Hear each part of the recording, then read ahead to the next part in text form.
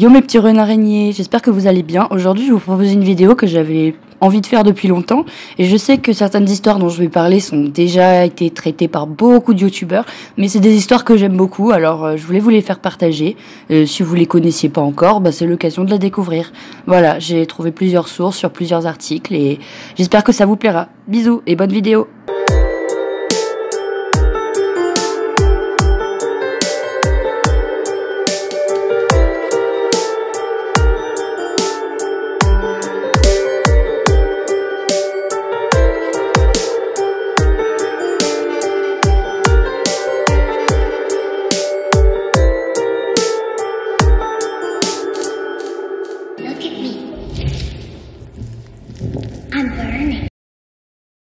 On commence avec l'histoire d'Elisa Lam. En février 2013, une histoire pour le moins étrange est arrivée à Elisa Lam, âgée de 21 ans à l'époque. Cette dernière a été retrouvée morte, son corps flottant dans le mini château d'eau situé sur les toits de l'hôtel Cecil Hotel de Los Angeles. Un hôtel à la réputation glauque depuis des années. Il a d'ailleurs inspiré la saison 5 d'American Horror Story. Elisa a été retrouvée quelques jours après son décès, puisque les clients de l'hôtel se plaignaient d'un goût bizarre de l'eau. Tu m'étonnes. Mais là n'est pas le plus mystérieux. Son corps a en effet été retrouvé sans aucune trace de mutilation, de drogue, et le couvercle du château d'eau était fermé, comme s'il n'avait jamais été ouvert. L'endroit était impossible d'accès, protégé par une alarme, une porte très lourde, et le réservoir était entouré de murs très hauts, tellement difficile d'accès que la police a dû envoyer plusieurs hommes pour ouvrir la porte et sortir son corps. Comment donc Elisa Lam s'est-elle retrouvée à cet endroit ? Une vidéo récupérée par la police montre Elisa dans un ascenseur quelques minutes avant sa mort. Mais pourquoi a-t-elle eu cette attitude ? Des tendances schizophrènes ou quelqu'un qui rôdait dans le couloir ? On ne le saura probablement jamais. La deuxième histoire est celle de la Dame Blanche. La Dame Blanche est une des légendes urbaines les plus connues, et aussi une des plus anciennes, son origine remontant au Moyen-Âge. Ce fantôme serait une jeune femme d'une vingtaine d'années, morte le plus souvent dans un accident de voiture, qui apparaît sur le bord de la route, là où elle a perdu la vie, entièrement vêtue de blanc. Pour certains, elle reviendrait de l'au-delà pour nous prévenir. Pour d'autres, ce serait elle qui causerait les accidents. Les uns disent que ce serait une autostoppeuse qui, une fois installée dans votre voiture, crierait « Attention au virage !» là où elle est morte avant de se volatiliser. Dans certains cas, ne pas prendre la Dame Blanche en stop déclencherait sa colère, au point de provoquer un accident. La légende la plus répandue est tout de même celle d'une silhouette blanche, qui se tiendrait dans des endroits dangereux pour vous avertir. Selon certaines sources, l'esprit apparaîtrait au moment de l'accident. Une version de cette légende présente la Dame Blanche comme une jeune femme sur le point de se marier et vêtue de sa robe de mariée, dont le fiancé serait mort dans un accident. Folle de rage, elle serait revenue hanter le lieu de sa mort et emporterait les malheureux qui s'approcheraient pour remplacer son fiancé. Mais une autre légende circule sur cette mystérieuse dame. Si elle apparaît, plus ou moins aléatoirement au bord des routes, on peut également la faire venir volontairement de l'au-delà, avec l'aide d'une invocation, comme pour Bloody Mary. Pour cela, vous devez, à minuit, prononcer cette phrase devant un miroir. « Dame Blanche, es-tu là ?» Cette phrase permettrait à l'entité de pénétrer dans notre monde, ou de faire apparaître un gant dans le miroir. S'il est blanc, la dame vous veut du bien. Par contre, s'il est noir, méfiez-vous de sa colère.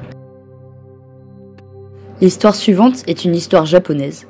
C'est l'histoire de la forêt d'Aokigahara. Au pied du mont Fuji, la forêt d'Aokigahara, que l'on surnomme la forêt du suicide, est réputée maléfique. Elle conduirait inéluctablement à la mort ceux qui oseraient y pénétrer. Autrefois, les suicidaires avaient pour habitude de venir se pendre dans cet endroit, et la légende raconte qu'en période de famine, les familles les plus pauvres y abandonnaient leurs enfants et les personnes âgées. Les âmes de ces malheureux n'auraient jamais quitté les lieux. De nos jours encore, quand ils désirent écourter leur vie, de préférence par pendaison, de nombreux Japonais choisissent la forêt d'Aokigahara. Dès que l'on y pénétrerait, les boussoles, GPS et autres appareils électroniques se dérégleraient, et tous les éléments sembleraient se liguer pour pousser les promeneurs à s'égarer. Un grand nombre de chauves-souris vivraient ici. Elles attaqueraient les téméraires et tenteraient même de les étouffer en leur recouvrant le visage. La forêt serait hantée par de nombreux yurei, les fantômes vengeurs revêtus de blanc, qui hurleraient leur souffrance à la nuit tombée. Régulièrement, des randonneurs ou des pilleurs de cadavres disparaîtraient à jamais dans cette forêt. Les squelettes, ou les corps à moitié dévorés de certains, sont parfois retrouvés. Quant aux autres... La prochaine histoire est celle des deux jeunes Russes accusés de cannibalisme. 2 Russes âgés de 20 ans ont été jugés à Saint-Pétersbourg pour un meurtre horrible, mêlant cannibalisme et pauvreté.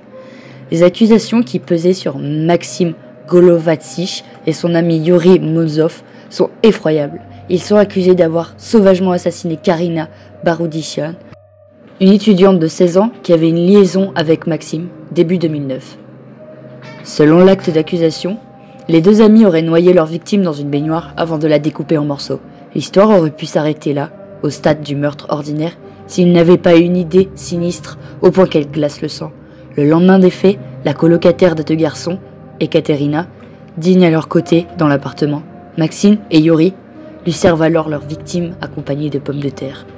Interrogée par la cour, celle qui a ingurgité le plat explique qu'elle a entendu des bruits suspects la nuit du meurtre. Je suis allée voir ce qui se passait, mais Yuri m'a barré le passage et il m'a dit de retourner au lit. Ekaterina a également raconté ses blagues que les 2 amis faisaient en évoquant leur projet de tuer Karina. Elle ne les avait pas pris au sérieux. D'après le procureur, Maxime et Yuri ont justifié leur acte par la famine et l'ivresse. Ils ont tout de suite plaidé coupables en expliquant qu'ils avaient désespérément faim. Leur procès a dû être suspendu après qu'un des jurés ait été pris de malaise en voyant les photos du plat cuisiné par les 2 garçons. Les audiences sont reprises dans la semaine sous le regard éploré de Nadia, la mère de la victime. Mais la famille de Karina s'était toujours opposée à ce que l'adolescente fréquente Maxime. Et la dernière histoire, c'est ma préférée de toutes, c'est l'histoire de l'île aux poupées.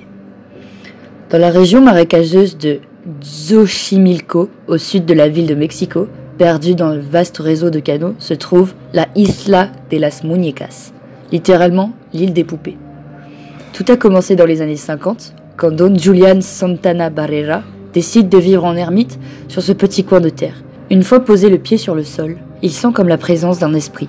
Une petite fille serait morte noyée dans le canal qui borde l'île. Persuadé de la véracité de cette histoire, il décide de collecter les vieilles poupées abandonnées afin de conjurer le mauvais sort et d'apaiser le fantôme de la fillette. Une à une, il les accroche aux arbres de l'île, constituant un étrange mausolée en hommage à l'enfant défunt. Un homme ira jusqu'à recueillir davantage de poupées dans les décharges.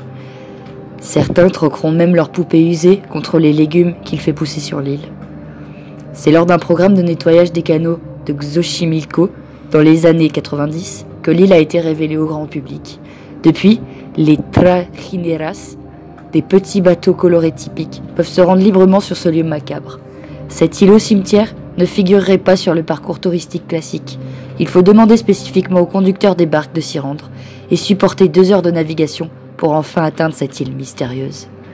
Don Julian Santana Barrera fut retrouvé noyé le 17 avril 2001 à l'âge de 80 ans.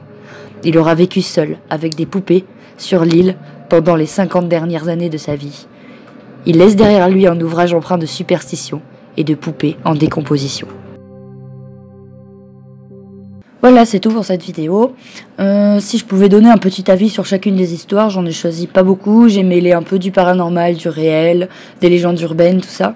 Je trouve que l'histoire d'Elisa Lam est particulièrement horrible parce qu'en fait, on saura peut-être jamais ce qui est arrivé à cette pauvre fille, quoi.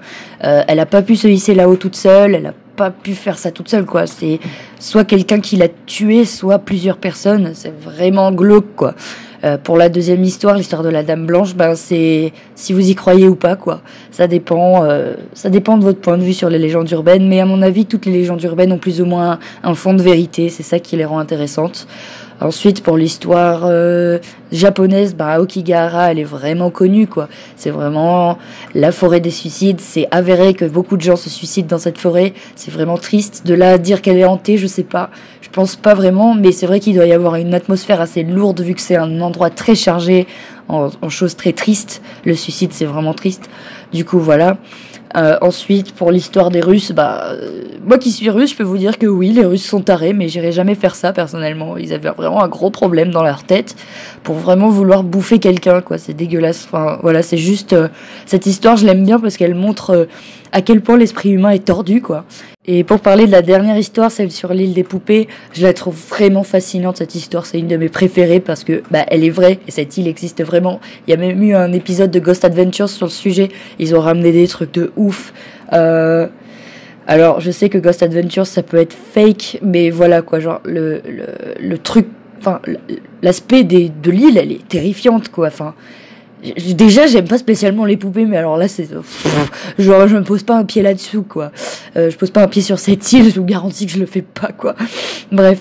Mais elle a un fond qui est très belle. Elle a un fond qui est très beau, cette histoire, parce que, en fait, le mec voulait juste rendre hommage à la petite fille. Et si cette petite fille a vraiment existé, je sais pas, mais par contre le type est allé jusqu'au bout de son idée, quoi. Et voilà. Bon, c'est à peu près tout pour cette vidéo. J'espère qu'elle vous aura plu. N'hésitez pas à laisser votre avis sur les différentes histoires. J'ai un peu mêlé de tout dedans. Et voilà. N'hésitez pas à me dire si vous souhaitez que je refasse ce genre de vidéo sur un sujet un peu plus précis, peut-être. Laissez-moi votre avis. Abonnez-vous si ça vous a plu. Partagez. Laissez un petit like et un commentaire. Bisous, je vous aime.